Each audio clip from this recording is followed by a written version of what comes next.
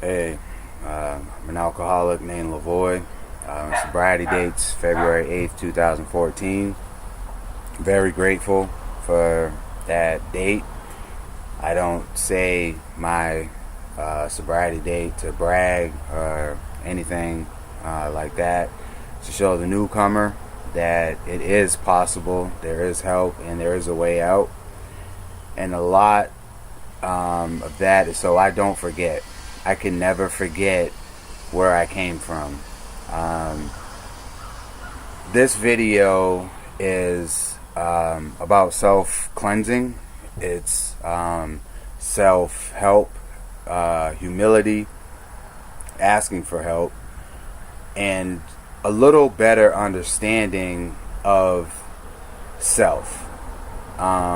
There's different aspects that I learned, that I was taught.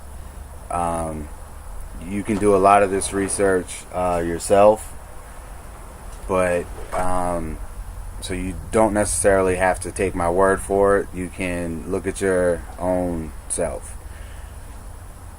I was taught early in sobriety, maybe a couple weeks into it. I have 4 years of sobriety now, but a couple weeks into it, I was in a meeting and I heard a man introduce himself as, I'm an alcoholic, such and such. The reason I do that is because Lavoy Jamar Foster is who my parents gave birth to back in 1980. I lost sight of him around 1999 and haven't been him wasn't him for about 15 years. I'm an alcoholic before anything else. It's a behavioral thing. I lived in a delusion for a very long time, and it took a lot of members of my support group and my sponsor. I love my sponsor with everything in me, and my sponsor to point out a whole bunch of dishonesty, where I had gotten to a point where I had to tell myself certain things just to get by for the next literal 30 seconds. I could take this much truth and put whatever I wanted onto it just so I would be okay. But the kick is, in the beginning of that, I knew, Lavoy, you're deliberately lying to yourself. Deliberately. But I knew that I had to be okay with that just to get by. I'll never forget being a child. I just learned how to play solitaire, so I was about 6 or 7 years old. 6 or 7. I'm playing, and like anything else, I want to win. So while playing, I started with draw 3, and I'm realizing I really don't have many moves, so now I'm drawing 1, and I'm still realizing that the cards that I need are face down. So I start manipulating. It started here. It started because I want to win. I'm so important. I want to feel like a winner. I just want to come out on top. Nobody's watching. Nobody's going to know that I just manipulated this game of solitaire. So I've had these behaviors in me since little. This is something I was born with. Now, I wouldn't have known this at all until I had gotten sober, till it took what it took. But here's the other part. It's when you put the pieces together. One lie, we all know this, it's fact. One lie leads to 87 million. Give or take 2 or 3.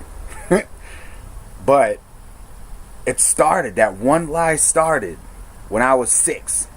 Probably before then. So how many lies do you think I put on top of that to myself? And I never knew anything about the power of what it's doing to my spirit. Never knew it. I used to go to church all the time. My grandfather lives out in Maryland. He's a deacon. My grandmother's a deaconess. My stepmother is a pastor. I was in church all the time. Yeah, I mean, I thought I knew God. You know what I mean? I couldn't quote the Bible or nothing like that. My grandfather made me memorize a verse out of John. I can't remember it now, but you know, it's just a matter of the depth I was willing. Now, the older I got, and the more things I wanted to either accumulate or even just get through these passing moments, I had to do a lot of lying because of my insecurities, because of total lack of self-love, because that one major secret I can't tell anybody.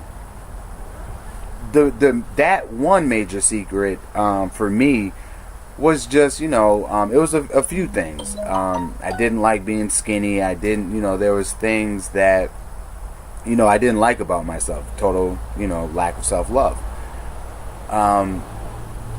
So as time is going on and, you know, I'm hiding behind my humor. I'm hiding behind playing basketball. I'm hiding behind being a class clown. Whatever, you know what I mean? I'm slipping more and more into a delusion. I never knew I was in a delusion. I knew when the obvious, getting caught in a lie, sending a text message, cross-texting with women, you know, there was many times where I didn't care too much at all about consequences because I'm a very slick talker. I'm sure you are too. And because of the slick talking, it was, oh, well, this just wasn't meant to. If it doesn't work out, then it's just not meant to be. I never looked at it, Lavoy, you're not putting in the work. Lavoy, you're not being honest. No, I limited myself. I didn't have a choice. But I didn't know that. I thought this was how life is supposed to be. You know, paraphrasing out the big book is says, you know, we alcoholics live something around our life is normal. Well, it's really not at all. And it took me a long time in sobriety, early stages, even still today, I have a much better understanding today of just how sick I am. Peeling layers off of an onion takes a long time, and you have to be consistent. If you want to get to that first layer of that onion, it's going to take time. You can't cheat. You just can't. I know that I want to have a better life. I want to have this new life that I'm living today. I want it to get better. So I have to be willing to put in a lot. If I want a lot, I got to be willing to put in a lot. I got to give up a lot of this. I have to continue to ask for help. I have to continue to be selfless. You know, when I look back at a lot of the situations that I had gotten myself into, it was very easy for me to play the blame game. It was always everybody else's fault. I moved to Maryland. Same stuff that happened here on Cape Cod and Falmouth. Same stuff. Got a little bit worse. I moved back. In just a matter of time, things got worse. I moved to Kentucky. Things got horrible. But you guys are the problem. If you guys just leave me alone, I'll be fine. You know? But when I looked at how I was conducting myself. One exercise that I did, I believe it was the second time I went to detox.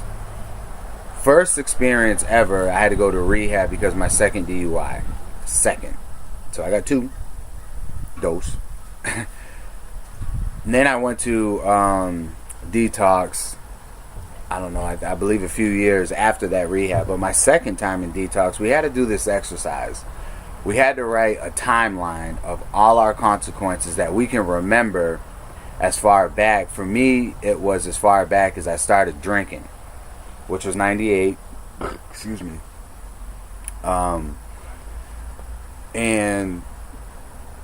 Sorry. So I had to write this timeline, and I was told, take your time with it.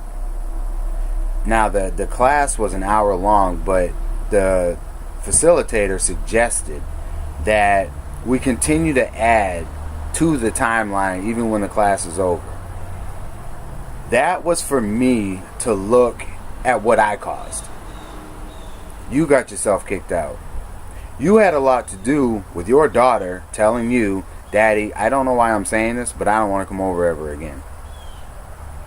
I had to own this. At that point, I wasn't ready to own it. I wanted to. I cried about it. And I sat and I started thinking, like, wow, this is bad. Like, real simple. This is just bad. Still wasn't ready because I didn't want to feel. I didn't want to feel selfish. I didn't want to feel anything that was going to make me be perceived as this negative guy or who has these negative attributes about himself. Never. So it was hard. So I leave detox and out again I go, just adding to the list of consequences. To own the dishonesty, it takes time. But I had to be willing to put in that time. There's a whole lot I just don't know, and I'm not gonna know. I don't claim to know all. I don't claim to be God. I don't claim to be a spiritual healer, anything like that. I'm a human being trying to serve my higher power, which I call God, the Creator, Great Spirit, and just keep things simple and stay out of my own way. That's it. And I'm doing what I was told to do, and my life depends on it, you know. So it takes a lot to really understand the hows, the whys, and most of the time you're not gonna get it in the beginning. You're not, you know. Our brains aren't normal. They're just not, you know. And I learned for myself that the more that I dig for answers and the more that I feel like I need to know, I'm going to get myself into trouble. Some things are left best not answered because a lot of times I'm looking for a specific answer to satisfy my selfish ass desires, needs, wants, whatever, because there was a period of time I just knew everything. I just was, you know. So I had to go backwards. And I had to learn that I love playing basketball. I love stand-up comedy, which I've done many years. I love how I look, especially after a haircut. But that's not me. I have to love me to the core. Those are things that I can do, and that's a visual that I can give. But it's not me. Because I've lost many nights of sleep. Like, I don't like you. Why are you skinny? Why? Like, I would get in the way of my higher power's plan for me. How dare I say he made a mistake? That just doesn't register. That alone is extremely selfish. It takes a lot. It's